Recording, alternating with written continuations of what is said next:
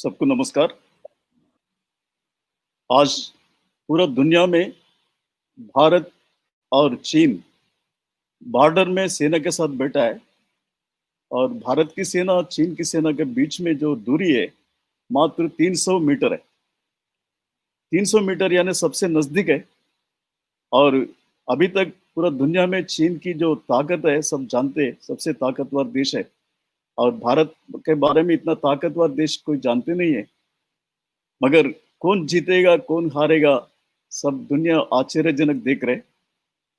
और सेना के पास अभी परिस्थिति ये है, उसमें कोई भी गलती से एक सैनिक गोली चलाए तो फिर युद्ध प्रारंभ होगा। उसके कारण सबको उत्सुकता रहता है वह क्या होने वाला है। इसलिए बहुत गहरा जानकारी आप लोग के सामने आज सारे चीन की परिस्थितियां, भारत की परिस्थितियां, दुनिया की परिस्थितियां, लद्दाख की परिस्थितियां आप लोग के सामने रखूंगा।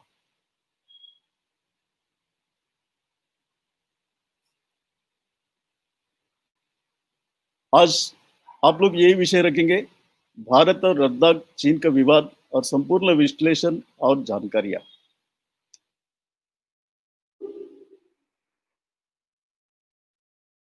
पहले इससे शुरू करते।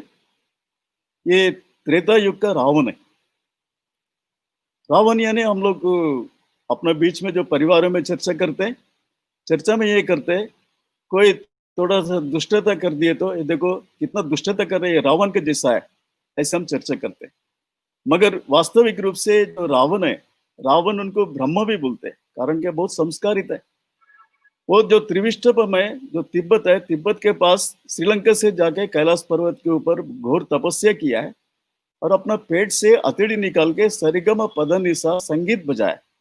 ऐसी इसलिए पूरा दुनिया को रावण ब्रह्मा बोलते थे उसमें। और सोने की लंका है, पुष्पक विमान है, साधन संपत्ति के साथ बहुत बड़ा संपन्न देश था श्रीलंका। और उसमें छोटा सा गलती क्या करते, वो सीता का अपहरण कर लिया। अपहरण करने के बाद भी सीता के साथ छुए नहीं, जमीन के साथ उठा लिया है। और सीता का अशोक वन में रखने के बाद उसे बार बार मिलने के प्रयास करते, आपका इच्छा है तो मैं अपनाऊंगा, नहीं तो नहीं। उनको नजदीक भी नहीं गया। उनका जो सलाहकार भी एक रही, उनका पत्नी मंडोदरी।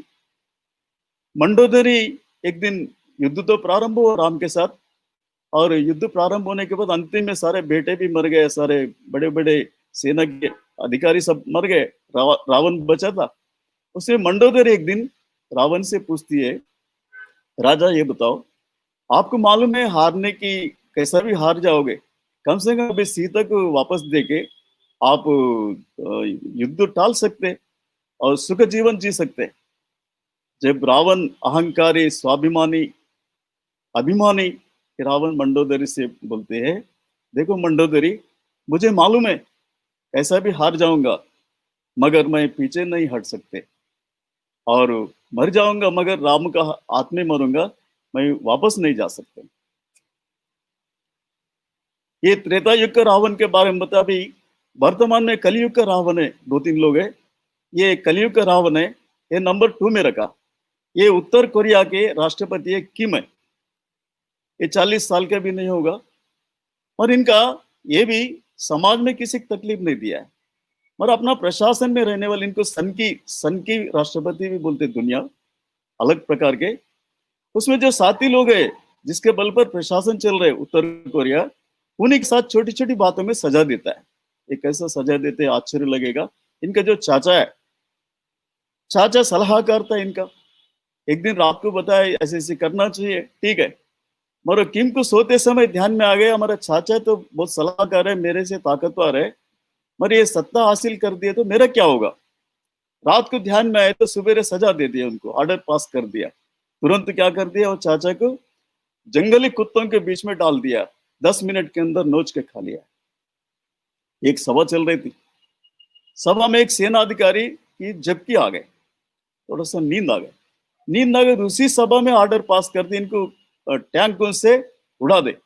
10 मिनट के अंदर रस्सी से बांध दिया, टैंकों के सामने बांध दिया और उड़ा दिया है। ऐसी ये भी एक कलयुग का रावण का एक दूसरा प्रकार है। तीसरा प्रकार है, ये पुरानी बात है, 71 से 79 तक एक 8 वर्ष युगंडा का जो राष्ट्रपति था, ईदी अमीन। ये भी ज्यादा गलत नहीं करते थे, जो गलती करने वालों को सजा देते थे। सजा देने के कारण इनका भी बहुत बड़ा क्रूर प्रशासक में एक नाम आ गए। ये क्या करते थे, किसी का गलती किया, गलती करने वालों को क्या करते थे, उनको हाथ पैर काट देते थे। काटने के बाद क्या करते थे, वो हाथ पैर को स्वयं का खाने के लिए मजबूर करते थे, मांस को खाने के लिए मजबूर करते थे। दूसरा सजा क्या करते थे, वो हथौड़ी से सिर में मारना, एक ही मारना, दो टुकड़ा होना है, एक ही मार से खत्म होना है, ऐसी अलग ढंग से सजा देते थे। ये अंतिम रावण की संज्ञा दिया ये चीन के राष्ट्रपति जिनपिंग। ये सबसे क्रूर है। अभी आज पता चलेगा, अंतिम आपको पता चला कितना क्रूर है। ये इतना क्रूर प्रशासक है।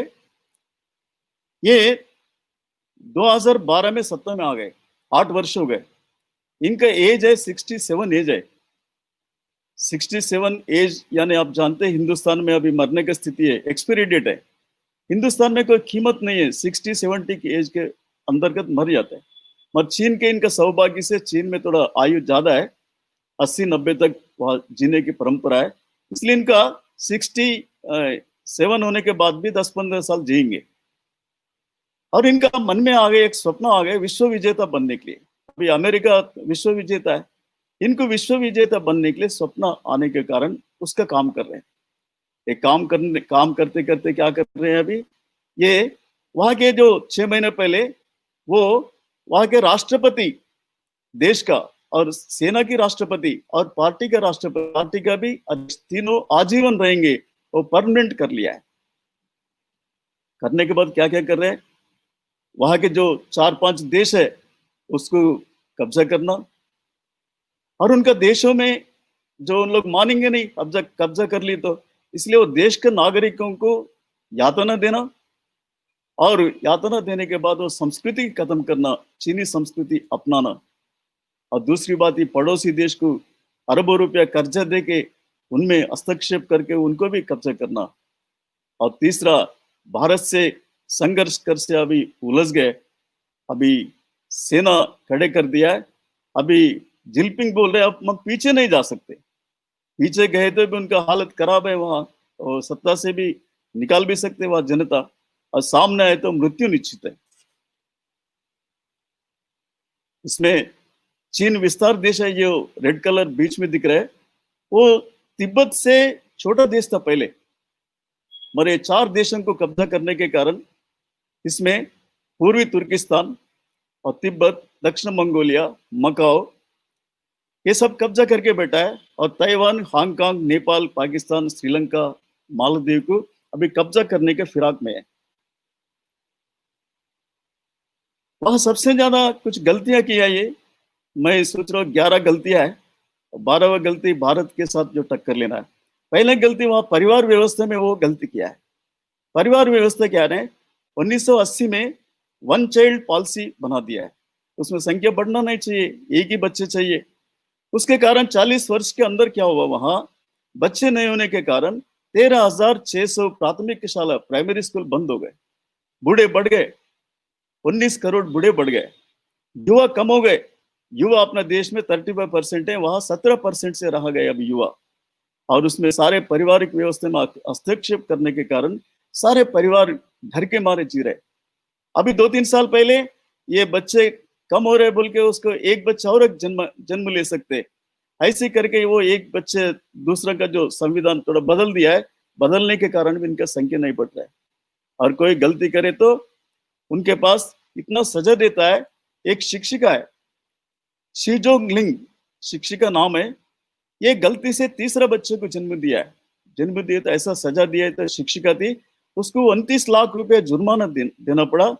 और शिक्षिका और पति पुलिस नौकरी में कर रहे थे, उनको दोनों से निकाल दिया, पूरा परिवार बर्बाद होगा। ऐसी छोटी सी बच्चे जन्म होने के बाद भी वहां सजा, इतना क्रूर का व्यवस्था है, सबको सजा देके सबको ये व्यवस्था कर दिया, परिवार व्यवस्था पूरा बर्बाद होगा चीन में।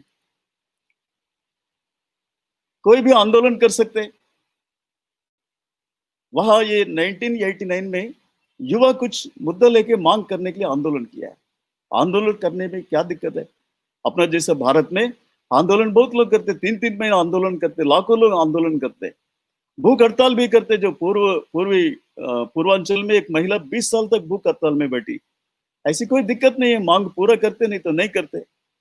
चीन में जो तियानमिन स्क्वायर में, वहां युवा सब लोग आंदोलन कर रहे थे, उसके ऊपर टैंक चलाया।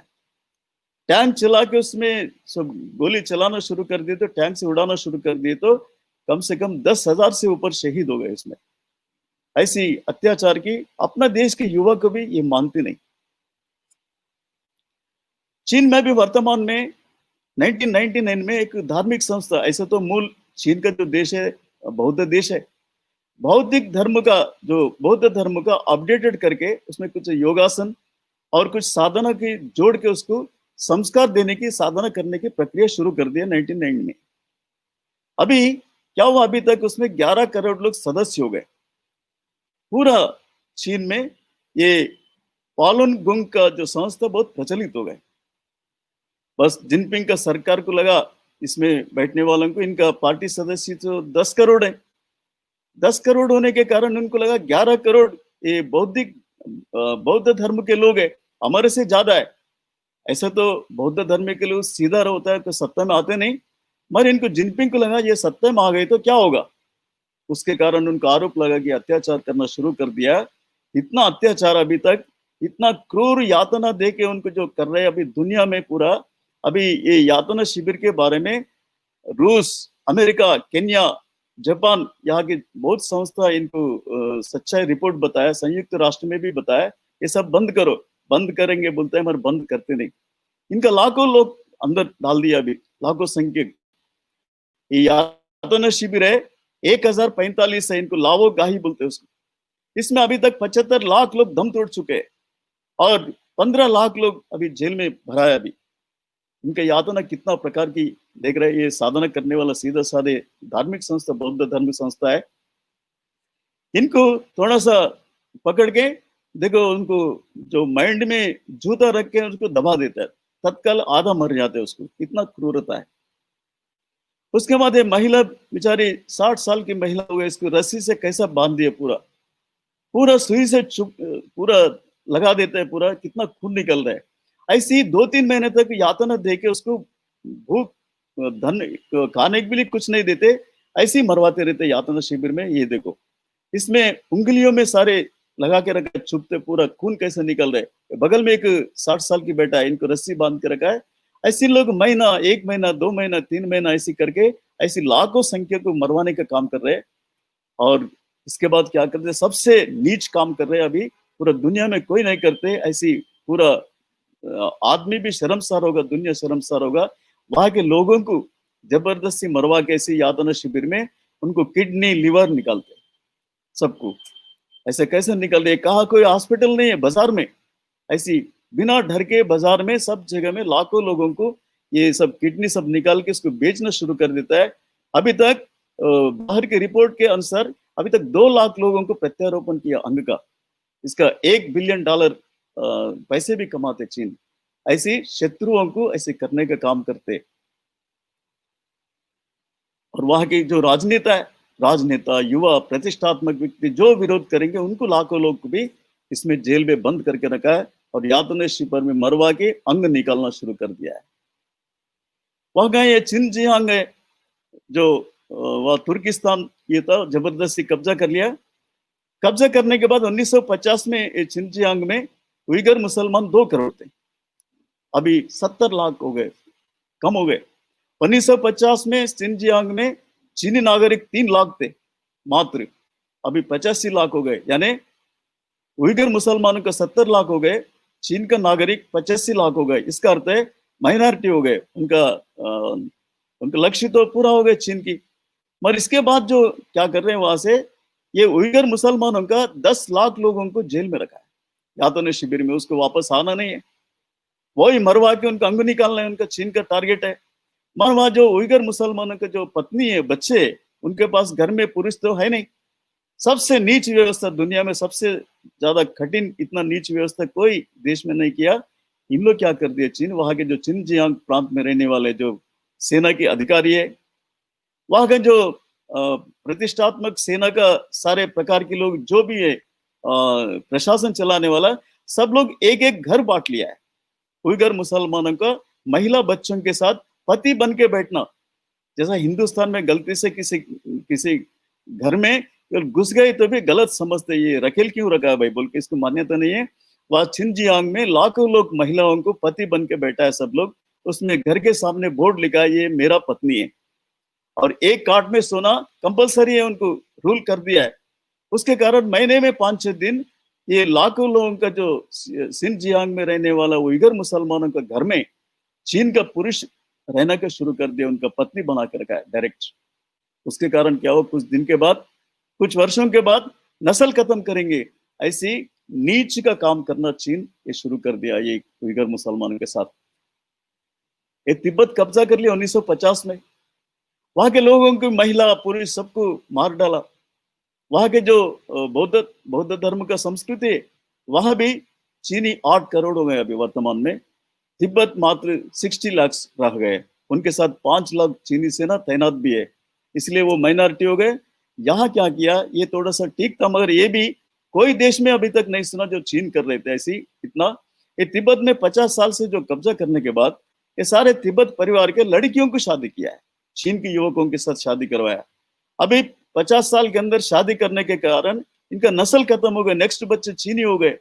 उसके कारण अभी 10% इनका संस्कृति बच गया, तिब्बत पूरा संस्कृति खत्म करने में लगे हैं। अभी नेपाल अभी कब्जा करने के मूड में। ये चीन की राजदूत है हावो यांकी, ये महिला केपी शर्मा जो प्रधानमंत्री, इनका दोस्ती किया, क्या दोस्ती अभी दुनिया समझ नहीं पा रहे। ये दोस्ती करके वहां संविधान जो है वो पहले हिंदू राज्य था, उसको खत्म करवाया, संविधान खत्म करके 2015 में नया संविधान खड़े कर दिया। इसमें जो नक्शे में दिख रहे थे, नीचे ग्रीन कलर का, ऊपर रेड कलर का, रेड कलर में पहाड़ी ब्राह्मण रहता है, और नीचे जो ग्रीन कलर का मधेसी रहते हैं, भारतीय संबंधित है, रोटी बेटी का संबंध है। इसमें 40 लाख लोग 48% मधेसी थे पहले, और इनको नया संविधान में क्या कर दिया, इसमें राजभरण यादव प्रधानमंत्री थे अपना ये मधेसी का, और नया संविधान में इसमें मधेसी लोगों को अलग कर दिया, जो रोटी बेटी भारत के जो संबंध है उनको नागरिक से निकाल दिया। उसके कारण 40 लाख लोग वंचित हो गए नागरिकता से, उनका जमीन सब कब्जा कर लिया है। और संविधान में और एक बात रखा, जो वोटर्स है, जो एमपी जीतने की है, मधेसी 70,000 लोग चाहिए, और 7,000 में पहाड़ी ब्राह्मण जीतेंगे। उसके कारण अभी वो सत्ता में पहाड़ी ब्राह्मण आ गए, उनका चल रहा है। लिपुलेख मालूम है, विवाद है। अभी चीन पूरा कब्जा करके बैठा है 2 जगह में, 160 एकड़ जमीन कब्जा करके बैठा। अभी 3 दिन पहले एक नव घर बनाया, ऐसी पूरा ये नेपाल को कब्जा करने में लगे। ये चीन की कब्जा कर लिया है, और ये 3 दिन पहले नव घर बनाया इसका पूरा। और ये हांगकांग है, हांगकांग कब्जा करने में लगा है। हांगकांग पहले ब्रिटेन के पास था, 1997 में ये ब्रिटेन चीन को दे दिया। उसमें एक समझौता क्या कर दिया, हांगकांग का एक देश रहेगा, 2 व्यवस्था रहेगा 50 साल के लिए, इसको डिस्टर्ब नहीं करेंगे। मगर अभी 23 साल भी नहीं हुआ, 23 वर्ष भी नहीं हुआ, हांगकांग को कब्जा करने में लगा है, पूरा आंदोलन कर रहे हैं विरोध में। ये पाकिस्तान है, हम लोग मालूम है पाकिस्तान में जो रेखा बनी है, सबसे नीचे ग्वादर बंदरगाह है। एक ग्वादर बंदरगाह है, सारे दुनिया में सबसे ज्यादा गहरा बंदरगाह है। ऐसे ही बंदरगाह को पूरा कब्जा करके बैठा है चीन। अभी सी पैक बनाया है, चीन पाकिस्तान इकोनॉमिक कॉरिडोर, और ये रास्ता बनाया है, और उसके बाद पाकिस्तान को लूटना शुरू कर दिया। पाकिस्तान में 60% कारोबार चीन का है। वहां के जो 800 लड़कियों का भी चीन लेके गए, चीन लेके जाके वेश्यालय में बेच दिया है। अभी वर्तमान में वहां चीन के जो नागरिक है, हजारों लोग बिना वीजा के प्रवेश कर रहे, ऐसी पूरा पाकिस्तान को कब्जा करने का चक्कर में है। अभी वर्तमान में हमको मालूम है कोरोना वायरस को दुनिया में फैला के लाखों लोगों को मृत्यु के घाट उतारने वाला देश भी चीन है। चीन के मूल डॉक्टर लिमेंग्यान कहते हैं कि चीन की वुहान शहर के प्रयोगशाला में ही कोरोना वायरस बना है। इसका वैज्ञानिक प्रमाण भी है। अभी तक दुनिया में 3 करोड़ लोग कोरोना के चपेट में आ गए। अमेरिका में 2 लाख, इटली में 17,000, भारत में 16,000 के साथ कुल दुनिया में अभी तक 10 लाख लोग मर चुके हैं और पूरा दुनिया में खलनायक बन गए ये चीन। अभी वहां चीन में अभी तक 40 लोग मर गए वायु प्रदूषण के कारण। अभी 326 कारखाना भी बंद हो चुके हैं। इसके बाद अपना जो पाकिस्तान है, 1948 में अपना कश्मीर के 80,000 वर्ग किलोमीटर जो ग्रीन कलर का दिख रहा है, इसको कब्जा कर लिया था। करने के बाद चीन को क्या कर दिया, ये पाकिस्तान दोस्ती करके जो बीच में रेड कलर का छोटा सा भाग है, उनको चीन को दान में दे दिया 5,000 वर्ग किलोमीटर। उस समय चीन चिंतित हो गए थे 1948 में, यो सोचा था ये लद्दाख प्रांत का बात क्या है, इसके बारे में चिंतन किया चीन। उसमें चीन भारत निरंतर संघर्ष करने का कारण क्या है? कारण क्या है? इसमें सोना और यूरेनियम से भरा हुआ लद्दाख प्रांत के गोग्रा पहाड़ी है और अरुणाचल प्रदेश के तवांग जिला चीन को चाहिए। ऐसी दो बातें ये अभी जो ये पैगोंग जो जगह है वहां बीच में दिख रहा है, ये 6 पॉइंट्स है, बीच में गोग्रा पोस्ट लिखा है। वो गोग्रा पहाड़ी है, पूरा यूरेनियम सोना से भरा हुआ है और ये भारत के 6% ज्यादा यहाँ यूरेनियम भरा है। इसको लूटने की इरादा है उनका। और ये बाद में चीन ने बार बार लद्दाख प्रांत अरुणाचल के तवांग जिला को भी कब्जा करने के प्रयास करने के कारण यहाँ 14,000 वर्ग किलोमीटर ऊपर रहने वाला पैगांग के पास PP-17 है, उसके बाद गोग्रा पहाड़ी है और एक गोल्डन माउंटेन पहाड़ी में सोना, यूरेनियम, चांदी, रेयर अर्थ, बहुमूल्य धातु भरपूर मात्रा में। लद्दाख में भी शोक नदी के में उदमारुक गांव के पास भी कई प्रकार की कीमती खनिज पड़ा है। जर्मनी के एक लाइब्रेरी ने खुलासा किया कि भारत के दुनिया के सबसे इसमें 6% ज्यादा है। ये तवांग जिला है, हम मालूम है। इसमें जो सफेद दिख रहा है नेपाल, इसके पास है। ये अरुणाचल प्रदेश के सुबानसिरी जिला, इसके ऊपर 15 किलोमीटर के ऊपर चीन ने खुदाई की। वहां अभी तक 60 अरब डॉलर का सोना चांदी मिला है। वहां चीन ने सुरंगे, सड़कें, हवाई अड्डे बना दिया है। प्रतिदिन हजारों ट्रक भी चलते हैं। यह स्थान है तिब्बत के यलमेट गांव के पास है। ये दोनों लूटने के कारण उनका इरादा बन गए थे 1948 में। मगर चीन में एक घटना घटी। चीन में 1960 में घटना क्या घटी, उस समय तक वहां चीन में एक वैज्ञानिक, एक गणितज्ञ क्या बोले, उसमें जो चिड़िया है, ये चिड़िया इतना क्या कर रहे हैं इसका, ऐसे ही वो क्या कर रहे हैं।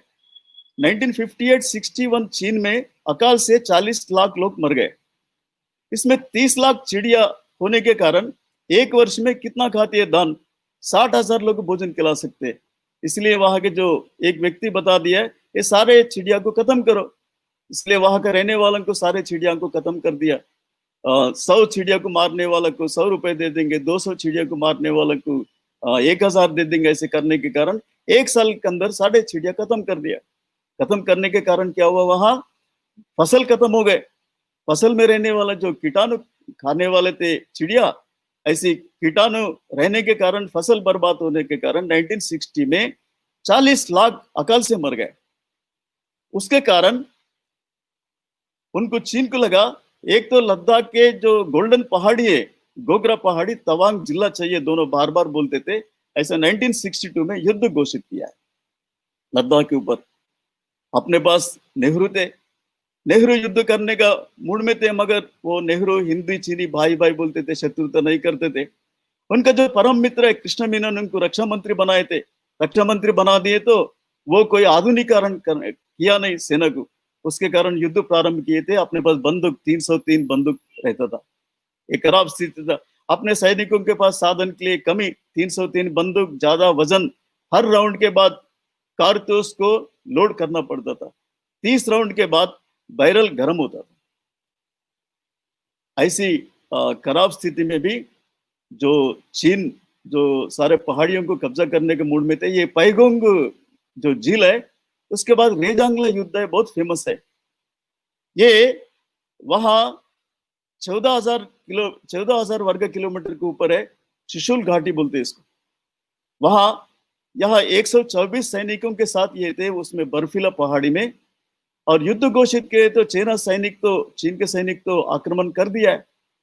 मगर इधर से भारत से उस समय संबंध नहीं था ठीक से, इसलिए कनेक्शन टूट गए। उसके कारण ये मेजर शहीदान सिंह क्या कर लिया, भारत से कुछ नहीं कर सकते, इसलिए 124 सैनिक अपना मोर्चा संभाले। मोर्चा संभाल के, इसको रेजांगला युद्ध नाम से बहुत प्रचलित है, और 5 दिन तक मोर्चा संभाल के चीनी सैनिकों का 1300 सैनिकों को मार गिराया। मार गिरा के सारे शहीद हो गए, और वो 5 दिन के बाद भारतीय सेना भी पहुंच गए, और ये चुशुल घाटी बच गए। चुशुल घाटी चले गए तो गोगरा पहाड़ी भी चली जाती थी, उसमें इनको परमवीर चक्र अवार्ड भी मिला था। दूसरा हम लोग तवांग जिला बोल रहे थे, तवांग जिला में भी आक्रमण कर दिया चीन। वहां ये नुरनांग घाटी है, इसमें जसवंत सिंह रावत इनका नाम है। वह अपना चौकी थी, भारत की चौकी, इसमें चौकी में कम सैनिक थे, और चीन का आक्रमण तो हो गए, इसलिए अपना भारतीय सेना बताया अभी तो वापस आ जाए, बेमतलब मर जाएंगे तुम लोग, इसलिए तुम लोग वापस आ जाओ, यहाँ युद्ध मत करना, बाद में जीत जाएंगे नुरनांग घाटी का। इसमें ये जसवंत सिंह रावत क्या कर दिया, मैं वापस नहीं आऊंगा, मैं अकल इनके लड़के मरूंगा, नहीं तो मार के मरूंगा। ऐसे करके जसवंत सिंह अपना एक बंदूक लेके भाग गए, विरोध में भाग गए। सारे सेना तो वापस गए, उसमें और 2 सैनिक सहयोगी 2 लोग थे, गोपाल सिंह गोसाई और तिलोचन सिंह, दोनों सैनिक साथ में दे दिया। 3 लोग मिलकर मोर्चा संभाला, सामने लोग तो हजारों सैनिक थे, चीनी सैनिक नुरनांग घाटी में, और मोर्चा बंकर बना के उसमें 7-8 बंदूक रखा, अलग अलग ढंग से, अलग अलग जगह से। 3 लोग मिलके 4 दिन मोर्चा संभाले, और उसमें 300 सैनिकों को मार गिरा, चीनी सैनिकों को। उसमें ये जसवंत सिंह क्या करते थे, सामने के चीनी सैनिकों के पास कूदते थे, उनको मिशन गन लेके फिर मारते थे। ऐसा 3 दिन तक बंदूक बदल के जगह बदल के युद्ध करने के कारण चीनी सैनिक समझते नहीं था 3 दिन तक इन लोग कितना सैनिक है। तीसरे दिन पता चला गोली चलना बंद हो गई, तो आके देखे तो पता चला शव पड़ा था, तीन ही लोग पड़े थे। उसके बाद बहुत गुस्सा से चीनी सैनिक इनका सिर काट के लेके गए, बाद में वापस दे दिया। मगर ये जसवंत सिंह के कारण अपना जो अरुणाचल प्रदेश में नूरनंग घाटी के कारण पूरा घाटी बच गया, अरुणाचल बच गया। इसलिए वहां के जनता वहां नूरनंग घाटी में इनको मंदिर बनाया, इनको पूजा भी करते, भगवान मानते। ये जसवंत सिंह के कारण ही ये सुरक्षा अभी भी चल रहा है। इस युद्ध में ये अक्षय चीन नाम से भी विवाद चल रहे, ये कब्जा कर लिए थे। जो रेड कलर का राइट साइड है, ये 40,000 वर्ग किलोमीटर कब्जा कर लिया, और इसमें चीन का दौर्भाग्य से इनको ये 62 युद्ध में भी जो चाहते थे गोगरा पहाड़ी और तवांग जिला चाहिए था, वो मिले नहीं। कारण क्या है, अपना युद्ध का करते समय अपना जो सैनिकों के पराक्रम बलिदान देने की परंपरा के कारण इसमें बच गए। उसके बाद 1967 में ये नाथुला दर्रा ने, ये सिक्किम के पास है, 14,000 फीट ऊपर के ऊपर है। ये राय सिंह यादव है कर्नल, इसमें ये तार बिछा रहे थे, और कुछ कब्जा करने के लिए चीनी सैनिक प्रयास किए। उसमें क्या कर दिया, अचानक तार बिछाते समय 70 भारतीय सैनिकों को वो खत्म कर दिया, मार गिराए। तो ये अपना मोर्चा संभाले 3 दिन तक, और चीन का सैनिकों की 300 सैनिकों को मार गिराया, सारे मृत्यु के घाट उतार के नाथुला दर्रा तो जाने नहीं दिया है। बस 1962 के बाद अपना भारत बहुत बड़ा मजबूत बनाने में लगे लद्दाख का। इसमें ये सियाचिन, ये है सियाचिन ग्लेशियर बोलते इसको, ये सियाचिन है। वर्तमान में यहाँ एयरबेस भी है, इतना मजबूत बनाया। हर वर्ष 6,000 टन एयरलिफ्ट कर सामान पहुंचाते। हर दिन आर्मी के तैनाती पर 7 करोड़ खर्च होते हैं। यहाँ से चीन और पाकिस्तान पर नजर रखने में बहुत आसान है। यहाँ से चीन का सीपैक का भी कभी भी काट सकते, और आक्रामित कश्मीर को कभी भी ले सकते। ऐसा ये सामरिक महत्व है। 21,000 फीट के ऊपर है, बर्फ से ढका हुआ ये सियाचिन है, अभी बहुत सबसे मजबूत है। इसके साथ दोनों जो अखंड भारत की बनाने की जो अपना सपना देख रहे हैं, ये सियाचिन पे हम लोग प्रारंभ कर सकते हैं। ये सियाचिन यानी आपको समझ में आ रहे होगा, ये जम्मू कश्मीर के नक्शा है। इसमें ये लेफ्ट साइड आक्रामित कश्मीर है, राइट साइड अक्षय चीन लिखा है। इसमें जो बीच में जो आसमान कलर है, त्रिकोण कलर का, त्रिकोण आकार का है, ये सियाचिन है। सबसे ऊपर है, 21,000 फीट है ऊपर। इसके बगल में काराकोरम भी दर्रा है, और बगल में दिख रहे दलोत भेग है।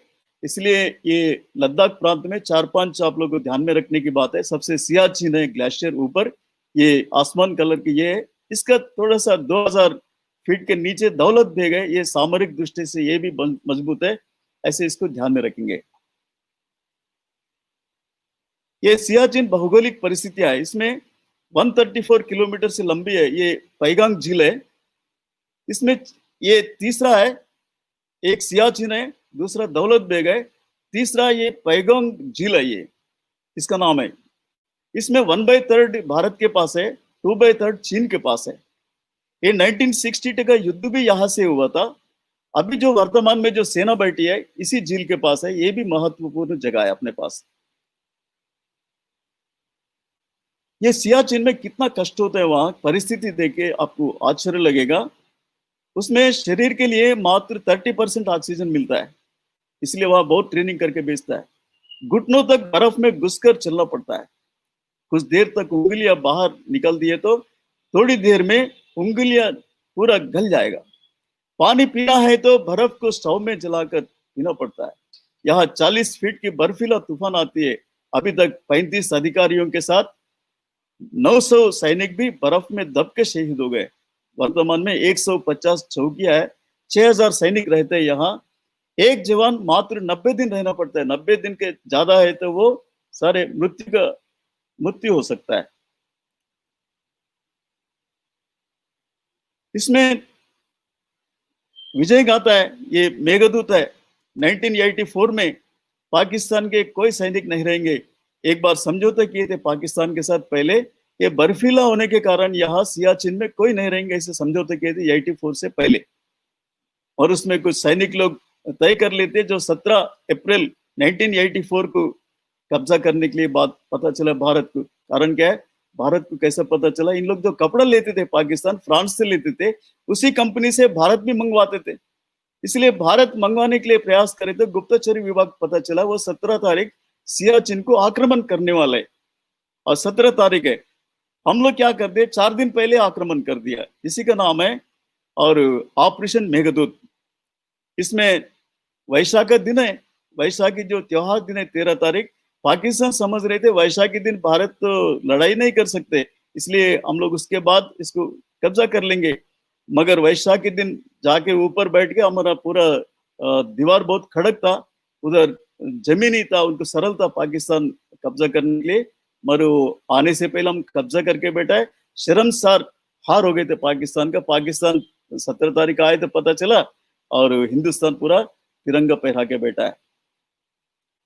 इसमें जो प्रेमनाथ खून है, इनका नेतृत्व में चले थे। 13 तारीख हम लोग इसको कब्जा करके इनको विशेष अवार्ड मिला था इनका, कर्नल प्रेमनाथ।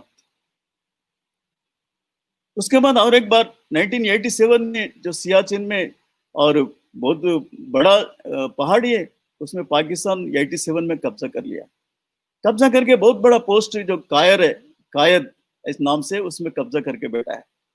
फिर उसको मुक्त करने के लिए स्पेशल टास्क फोर्स गठन किया हिंदुस्तान, और उसको जीतने के लिए प्रयास कर दिए। तो उसमें ये भाना सिंह है, ये सूबेदार भाना सिंह, इनका कोई उसमें लेना नहीं था। इनका स्वयं इच्छा व्यक्त किया, मैं इसको वापस ले लेंगे, मैं शामिल करो मेरे। ऐसा बाना सिंह को शामिल करने के कारण बाना सिंह क्या करते, मात्र 4 लोग को लेके उसमें चढ़ना शुरू कर देते। जो पोस्ट है उसमें 300 फीट का ऊपर है, बर्फ से ढका हुआ था, उसको चढ़ना था। ये चढ़ के पूरा उसमें कब्जा कर लिया पूरा ऊपर जाके। इसमें जो ये पहाड़ी है पूरा 400 फीट की है, 500 फीट की है। इसके ऊपर चढ़ के 26/6/1987 के ऊपर जाके तिरंगा फहराया। वहां बंकर में गोला बारूद फेंक दिया, सब पाकिस्तान मर गए, जो बचे लोग भाग गए, इनको परमवीर चक्र अवार्ड मिला। ऐसे सियाचिन का ये 2-3 अच्छा सैनिक काम करने के कारण ये बच गया सियाचिन अपना हाथ में। वर्तमान में सबसे पावरफुल सियाचिन है। दूसरा 2000 फीट के नीचे, बस इसमें लेफ्ट साइड जो दिख रहे थे, ये ये दिख रहे थे, ये लाल वाला, ये लाल वाला सबसे ज्यादा ऊपर है, ये दौलत बेग है। ये दौलत बेग यानी इसमें 16,000 फीट है, 21,000 फीट सियाचिन है, 16,000 फीट ये दौलत बेग है। ये बहुत सामरिक महत्व है। यहाँ से जो अक्षय चीन है पूरा नजदीक है, मात्र 9 किलोमीटर है। कभी भी इसको कब्जा कर सकते, पूरा यहाँ से नजर रख सकते हैं। इसमें से 16,000 फीट है।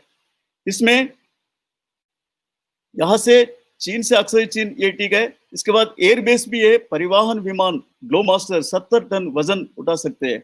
या ध्रुवा, चीता, चेतक, हेलीकॉप्टर, सुकाई, लड़ाकू विमान रखे यहाँ। दूसरी बात हम लोग मालूम है, अभी ये पैगांग झील है। पैगांग झील अभी ये 14,000 फीट के ऊपर है। ये ये पैगोंग झील है। इसमें फिंगर है, 8 फिंगर। ये मालूम है, ये 1 2 3 4 5 6 7 8। इसमें 4 तक अपना भारत रहेगा, ये भारत का कंट्रोलिंग है।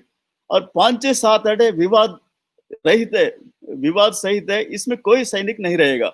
ऐसे ही समझौता कर लिए थे, मगर अभी पूरा 4 फिंगर अभी चीन यहाँ कब्जा करके बैठी है। हमारा रणनीति बना है, offence is the best defence. पहले आप आक्रमण करो, बाद में हम मुकाबला करेंगे। और अभी तक तो चीन से ना आते नहीं था, ज्यादा विवाद नहीं करते थे। उसका कारण क्या है? हम ही लोग कारण है। हम लोग कश्मीर के 370 आर्टिकल धारा हटने के बाद हम एक घोषणा कर दिए थे, आक्रमित कश्मीर और चीन का अक्षय चीन लेके रहेंगे। उसके कारण पूरा चीन चिढ़ गए, इसलिए 4 जो फिंगर है वो कब्जा करके बैठी है। दूसरी बात क्या है? ये गलवान फूल है। हम लोग एक सियाचिन को मजबूत कर लिया, दूसरा दौलत बेग को मजबूत कर लिया। वहां जाने के लिए 250 किलोमीटर है। ये दौलत बेग तक ये 250 किलोमीटर जाती है। ये गलवान घाटी से 8 किलोमीटर लगता था। डरपुक से दौलत बेग तक 250 किलोमीटर तक की सड़क हमने बनाया। सड़क से गलवानी घाटी लिंक रोड 9 किलोमीटर मात्र। यहाँ से गलवान घाटी 9 किलोमीटर है, वहां भी हम रोड बनाया। उसके कारण क्या, भारी वाहन सब लोग इसमें फूल के साथ जा सकते, इसलिए गलवान घाटी भी पूरा थोड़ा सा बचा था। उसके कारण यहाँ ये 60 मीटर की फूल है और ये थोड़ा सा बचा था। उसके कारण चीन क्या कर दिया, यहाँ मना करने के लिए आए, ये फूल मत बनाओ। कारण क्या, चीन को लगा ये फूल बने तो भारी वाहन भी जा सकते। कहाँ तक? 250 किलोमीटर ऊपर दौलत बेग के पास जा सकते। वहां से अक्षय चीन को कभी भी कब्जा कर सकते। भारत के लिए सरल होगा, इसलिए इसको रोकने के लिए प्रयास किया है। इसी संघर्ष में गलवान घाटी में हमारा रोड बना रहे थे, उसमें जो चीनी सैनिक आक्रमण करके, अभी तक दोनों का समझौता ये था, बंदूक नहीं उठाएंगे मगर लोहा के राड के साथ, उनके साथ जो ये संतोष बाबू कर्नल है, उनके साथ बात करने के लिए लगातार अभी भी चर्चा चल रही है चीन के साथ। ऐसी चर्चा करने के लिए गए थे ये संतोष बाबू सैनिकों के साथ। रातों रात आक्रमण करके 20 सैनिकों को मार गिराया। तो हम क्या कर दिया, अपने पास एक घातक कंपनी है, घातक कंपनी पीछे। हम लोग को रणनीति मालूम था, कुछ गड़बड़ करे तो हम भी आक्रामक ढंग से कर लेंगे। फिर हम मुकाबला करके उसी 2 घंटे के अंदर 120 चीनी सैनिकों को मार गिराया। इसलिए चीन सब स्तब्ध रहेगा, सदमा में चले गए। सोचा नहीं था जीवन में कभी भी हार होगा। ये दूसरा हार होगा। एक डोकलाम में 70 डेज के बाद वापस गया पहली बार, जो विश्व विजेता बनने के चक्कर में चीन था।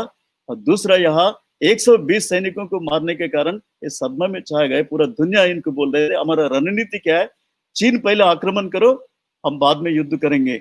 उसके कारण दुनिया उनकी तू कर रहे, तुम क्यों उनसे झगड़ा मोल लिया है। इसलिए 20 लोग मारे तो 120 को मार दिया। ऐसे ये करते थे। इसमें संतोष बाबू भी शहीद हो गए। एक घातक कंपनी में 120 लोग को मारने में, इसमें सबसे भूमिका ये घातक कंपनी के, इसमें एक गुरु तेज सिंह है।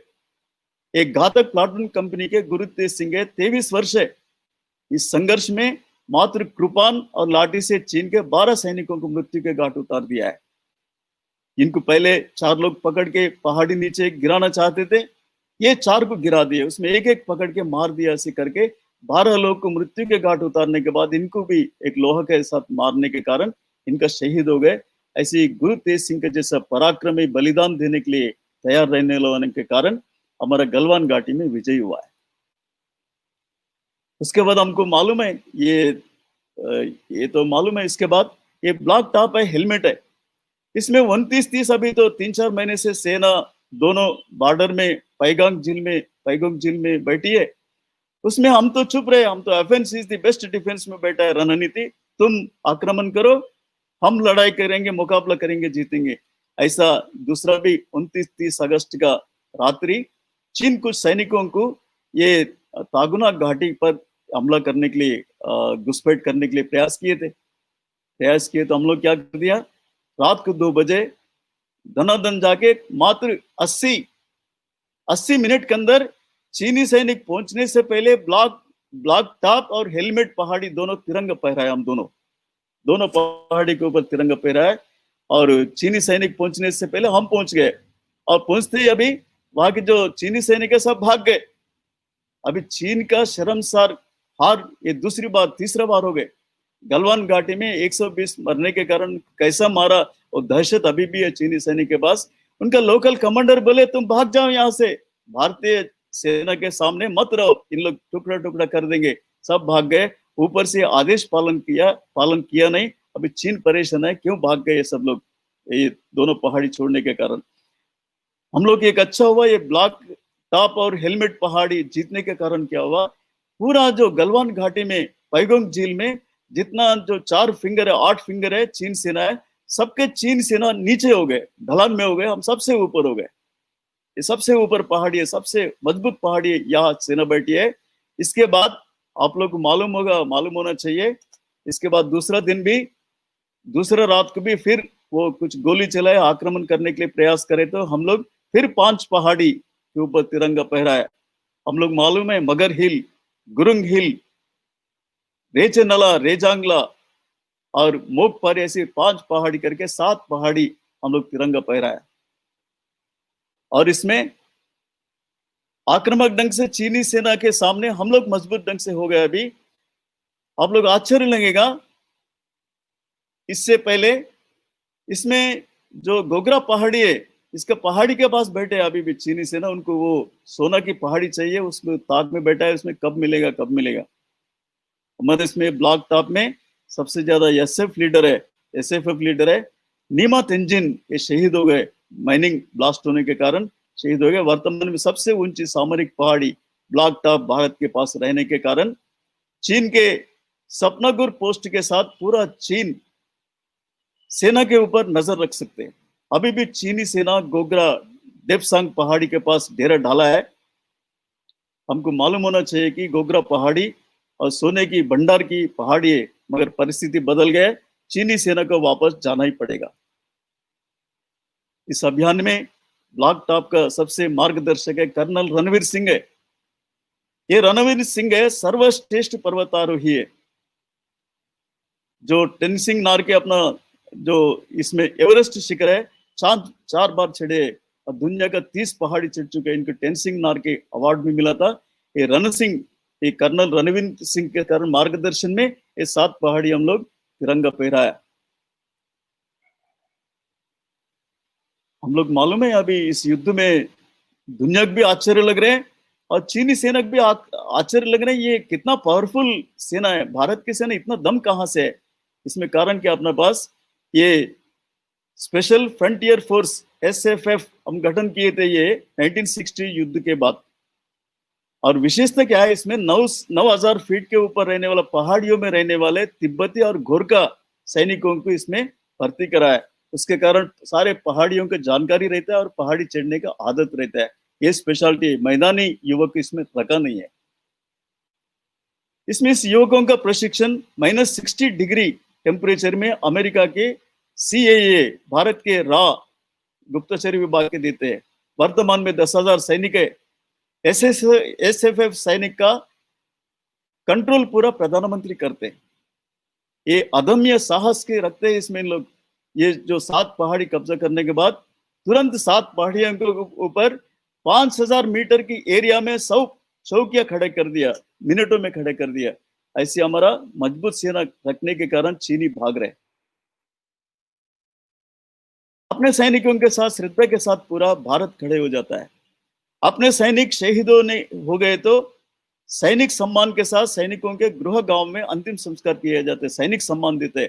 अपना भारत का ये प्लेसमेंट है, पूरा जनता साथ में रहता है। ये वहां के जो एसएफएफ लीडर कर दिए तो हजारों लोग उनका श्रद्धा के साथ नतमस्तक हो जाते हैं। ऐसी पूरा भारत में सेना के साथ भारत है, उनको बहुत सम्मान देता है। अपने सैनिकों को 5 युद्ध और 2 सर्जिकल स्ट्राइक, 1 एयर स्ट्राइक करने का अनुभव है। अपने सैनिक देश के लिए बलिदान देने के लिए जज्बा रखते हैं।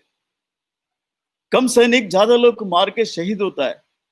अपने पूरा सेना बॉर्डर में तैनात है, विभाजित नहीं है। अपने सैनिक -60 डिग्री टेम्परेचर में भी जीने की क्षमता रखता है। उसके कारण अपना सैनिक बहुत ताकतवर सैनिक है, ये प्लेसमेंट है। चीनी सेना का थोड़ा बहुत करते हैं। इसका चीनी सेना का नाम है, क्या बोलते हैं, पीपल्स लिबरेशन आर्मी है। इसमें सबसे ज्यादा क्या, 1 चाइल्ड पॉलिसी है।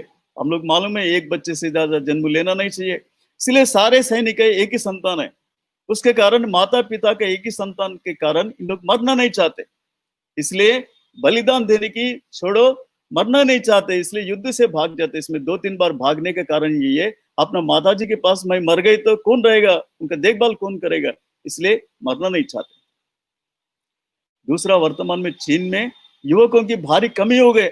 वर्तमान में 17% से कम हो गए 1 चाइल्ड पॉलिसी के कारण। 2017 के रिपोर्ट के अनुसार चीनी सेना में 20% सैनिक वजन ज्यादा होने के कारण अनफिट है। दिन भर स्मार्टफोन के साथ वीडियो गेम खेलने के साथ 25% लोग शराब भी पीते, जंक फूड भी पर्याप्त मात्रा में खाते। देश में युवक कम होने के कारण बहुत बातें समझौता करके सेना में भर्ती कर देता है, जैसा कि वजन, ऊंचाई, पढ़ाई ज्यादा और कम होगा तो भी चलेगा, ऐसी अनफिट सैनिकों को रहने के कारण भी एक कारण है। जो शहीद जो हुआ सैनिकों को गृह गांव भेजते नहीं, माताजी पिताजी का दर्शन नहीं कराते, उनको क्या करते, युद्ध क्षेत्र में सामूहिक दहन संस्कार कर देता है। जैसा गलवान घाटी में 120 लोग मर गए तो उनको वही समाधि बना दिया। उसके कारण माताजी पिताजी का श्रद्धा नहीं रहता, वहां कोई संबंध नहीं रहता है। और चीनी सेना का जो चीन में जनता की सपोर्ट नहीं है, अत्याचार करने के कारण टैंकों से मरवाना, युवकों को मरवाना, उसके कारण चीन का सेना को कोई सम्मान नहीं रहता है। और सारे सैनिक है मैदान इलाके के होने के कारण -60 डिग्री में वो रह नहीं सकते। अभी वर्तमान में समाचार मिल रहे हैं कि चीनी सैनिक सब लोग बीमारी भी पड़ रहे, वापस जाने के मूड में। दूसरा चीनी सैनिक है, एक है 3 भागों में विभाजित हो गए। एक चिनजियांग है जो उइगर मुसलमानों के साथ उनको दबाने के लिए, एक तिब्बत को दबाने के लिए, तीसरा बॉर्डर है, इसलिए शक्ति कम हो गए। हम लोग मालूम है, इसलिए चीनी सेना के पास कोई दम नहीं है। और 70 साल में एक बार 1962 के बाद, अपना हिंदुस्तान के बाद एक बार युद्ध किए थे वियतनाम के साथ 79 में। इसमें दोनों की सेना का 1 लाख से ज्यादा मर गए और चीन हार गए छोटे सी वियतनाम से। ऐसे इनका जीवन में कभी भी इनका जीत हासिल नहीं हुआ, युद्ध नहीं किया, इनका अनुभव नहीं है, कभी भी युद्ध का अनुभव नहीं है, ये बात है। फिर भी चीन क्या कर रहे हैं, भारत को घेरने में लगा है। ये मालूम है, इसमें जो माला लगाए इसको मोतियों की माला बोलते चीन। इसमें मालूम है पाकिस्तान की ग्वादर बंदरगाह ले लिया है, इसमें मालदीव का माले बंदरगाह ले लिया है, उसके बाद बांग्लादेश का चिटगांग और बर्मा के कोको द्वीप लेके, और इसमें स्प्रैटली और दूसरा पारासेल, ऐसी ये सारे बंदरगाह जबरदस्त उनका कर्जा देके, श्रीलंका को कब्जा देके हम्बन टूटा, सबको लेके भारत को घेरा है। समझ में आ रहे हैं पूरा, इसमें ये रेखा है, पूरा ये काला काला रेखा है, ये पूरा भारत को घेर के रखा है। वहां तो बॉर्डर में बैठा है, हारने का मुंह खा रहे है, और ऊपर से ये पूरा कब्जा करके बैठा है। और हम चुप बैठे। ये 1962 का भारत नहीं है, बार बार बोलते ना, ये 2020 का भारत है। अभी हम लोग क्या करते हैं, ये मालूम है, ये रेड कलर का और एक रेखा है, यहाँ हम घेर के रखा है चीन का। ये स्टार्टिंग में ये क्या है, चाबहार बंदरगाह अपना लिया, ईरान से समझौता करके यहाँ अपना लिया है। इसके बाद अजम्पशन द्वीप है, सेशल्स से यह ले लिया हम लोग। ये अगले का द्वीप है, ये मॉरिशस, इसका ले लिया हम लोग। इसके बाद यहाँ से कोकोस द्वीप है, ऑस्ट्रेलिया से ले लिया। ये साबंग द्वीप है, मलक्का स्ट्रीट है, इसको ले लिया। इसके बाद यहाँ अमेरिका से बात करके युद्ध जहाज रखा है, इसलिए ये रेखा हमारा है, पूरा चीन को घेर कर रखा है अभी वर्तमान में, इनको हिल नहीं सकते चीन। और दूसरी बात क्या है, ये मलक्का स्ट्रीट है, सारे चीन का जो दक्षिण चीन सागर से अरबों रुपए का जो व्यापार होता है, 100% व्यापार इसमें से गुजरता है। इसका हम बंद कर देंगे और भूखे मर जाएंगे। और ये अंडमान निकोबार है, इसमें 3 सेना रखा है, वायु सेना, जल सेना और ये सब, ये सेना के साथ में हम रोक सकते हैं। इसलिए अभी प्रयास कर रहे हैं। आगे चलकर क्या कर रहे हैं मालूम है, इसमें बीच में बर्मा के पास जो आगे चलकर एक देश है, इसमें उसमें उसको चेंज करने के मूड में है, ये थाईलैंड है। ये थाईलैंड में इसमें ये छोटा सा देश है और नीचे ये मलेशिया, ये सब कुछ है। इसलिए इसमें हिंदुस्तान रोक दिए तो क्या होगा व्यापार, इसलिए डर के मारे इसमें से छोटा सा इसको काट के क्रा नहर बनाने के चक्कर में अभी समझौता नहीं हुआ। उससे पहले हम भी बात कर सकते थाईलैंड के साथ, तुम मत देना। अभी ये इसमें मजबूरी से ये इसको काटने के चक्कर में वो परिस्थिति बना है चीन का। अभी हम लोग मालूम है राफेल, ये खतरनाक है, थर थर कांपेंगे देश के दुश्मन।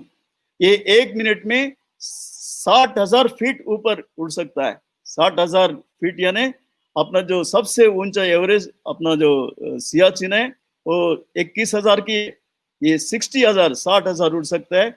और इसमें सारे परमाणु बम लेके कहा भी इसको मार सकती है, ऐसा अपने पास हथियार भी काफी दम वाला है।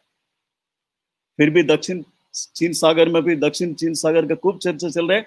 इसका आप लोग को ध्यान में दे, कृत्रिम द्वीप है ये पारासिल का, खुद चीन भी बना है, इंडोनेशिया से बात करके जबरदस्ती कब्जा करके बैठा है ये। इसमें 1,000 सैनिक है। इसमें क्यों कब्जा बैठा है, इसमें चीन को मालूम है, चीन का लूटना, साधन संपत्ति लूटना उनको क्या है। अभी आप लोग पहले से बता दिया, क्या बता दिया, रूस के पास 6,500 परमाणु हथियार है, अमेरिका के पास 6,200 है, और चीन के पास कितना है, चीन के पास 290 है। इसलिए अमेरिका टक्कर लेना है तो इनको 7,000 परमाणु बम बनाना पड़ेगा। इसलिए अपना हिंदुस्तान का गोग्रा पहाड़ी के पीछे पड़ा है, साधन संपत्ति लेके है तो यूरेनियम मिल गए तो कुछ हथियार बना लेंगे। और यहाँ से भी यहाँ क्या है आपको मालूम है, इस द्वीप में बहुत बड़ा, ये दक्षिण चीन सागर में ये पड़ा है, यहाँ से 750 चट्टान है, इसमें बहुत बड़ा सेंटर है, 130 टापू है, 213 अरब बैरल तेल मौजूद है यहाँ, 900 trillion cubic feet natural gas भंडार है। विश्व का हर वर्ष 7 ट्रिलियन का व्यापार यहाँ से गुजरता है। इसलिए ये कब्जा करके बैठे हम लोग, मालूम है। इसके बाद हम लोग भी ये अमेरिका से बात कर से युद्धपोत रखा है, इसलिए, और चीन हमको घेर रही क्या, नहीं, अभी हम भारत पूरा घेर के रखा है, बॉर्डर में भी घेर के रखा है, और हिंदू महासागर और दक्षिण चीन सागर में भी हम लोग घेर के रखा है। अभी वर्तमान में हम लोग एक मालूम होना चाहिए, इतना अत्याचार करने वाला चीन है, वहां के रहने वाला बौद्ध धर्म के लोगों की उनको भी मारने लगे, अपना नागरिकों को, युवकों को इतना अत्याचार कर रहे। और ये सब केवल जिनपिंग विश्व विजेता बनने के चक्कर में। और वहां जनता ये काम करना चाहिए, ये तुर्की का राष्ट्रपति एर्दोगन का है। तुर्की में क्या किया, सेना विद्रोह कर दिए तो 300 टैंक सड़क में उतरे, मगर जनता लाखों संख्या 24 घंटे के अंदर सारे 300 टैंकों को रोक के सारे सैनिकों को बंदी बना के लोकतंत्र को बचा लिया है। ये भारत में भी एक बार 75 में यह आपातकालीन लगा था, नागरिकों को स्वतंत्रता नहीं है, पत्रकारिता का स्वेच्छा नहीं है, राजनीतिक नेता लोगों का कोई भी बात करे उनको जेल में डाल दिया, ऐसे कर दिए। तो जयप्रकाश नारायण के नेतृत्व में 1,75,000 से ऊपर ये सब जेल चले गए, जेल चला के आपातकाल को छुट्टी करवाते लोकतंत्र को बचा लिया। ऐसी चीन भी वह जनता करना चाहिए, जन आंदोलन करके उसमें ओनली एक जिनपिंग है उनको उतारना चाहिए और अपना चीन को बचाना चाहिए। अश्वन नैव गजन नैव व्याघ्रम नैव च नैव च अजापुत्रम बलि दद्यात् देवो दुर्लभ गात कहा, ये एक अच्छा श्लोक है। इस श्लोक में बोलते हैं भगवान भी घोड़े हाथी सिंह को कभी भी बलि नहीं स्वीकार करते, बलि चढ़ाते सब लोग बकरे को चढ़ाते हैं। उसके कारण हम लोग क्या करना चाहिए, अभी वर्तमान में जो पड़ोसी देश है, अभी वर्तमान में हिंदुस्तान का पड़ोसी देश है, इसको क्या करना चाहिए। एक बात है, अपना दुनिया में एक जापान है, जापान को 1942 में द्वितीय महायुद्ध का समय अमेरिका परमाणु बम गिराए थे, परमाणु बम गिराए तो हिरोशिमा में 1,75,000 लोग मर गए। और हिरोशिमा में 75,000 लोग मर गए। और वो क्या कर दिया जापान, उसी अमेरिका से जो मार गिरा है, जापान को बर्बाद कर दिया, उसी अमेरिका से 1 साल के अंदर उनका समझौता कर लिया, सुरक्षा समझौता, फ्रांसिस की समझौता बोलते उसको।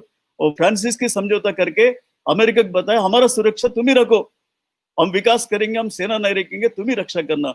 वो समझौता चल रहे 50 साल से।